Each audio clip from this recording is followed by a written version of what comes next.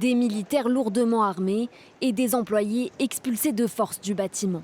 Mardi matin, les forces israéliennes ont mené un raid sur ce centre de formation de l'ONU à Jérusalem-Est occupé.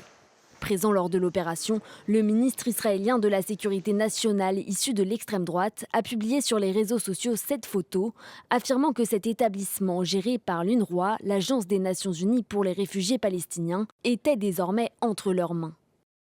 Selon le ministère israélien des Affaires étrangères, des travaux de rénovation ont débuté pour créer un nouveau complexe éducatif et communautaire. Le centre et l'école sont destinés à servir des milliers de résidents arabes de ce quartier. L'UNRWA, qui ne détient aucun droit de propriété sur cet établissement, a tenté d'entraver l'ouverture de cette école.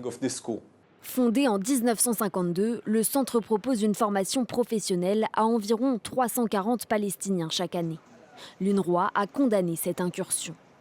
Elle survient dans un contexte de recrudescence des violences commises par des colons israéliens en Cisjordanie occupée. Comme sur ces images qui montrent une altercation mardi entre des colons et des militants.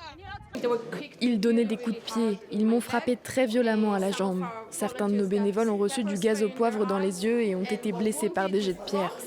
Des journalistes de l'AFP couvrant les tensions en Cisjordanie occupée ont aussi été pris à partie par des colons. Autre image violente, celle de ce député israélien d'extrême droite détruisant à coups de masse un mémorial palestinien à Madama alors qu'il était en visite sous escorte militaire. En parallèle, Israël étend ses colonies illégales à travers la Cisjordanie occupée et poursuit ses frappes aériennes sur Gaza malgré le cessez-le-feu conclu en octobre dernier.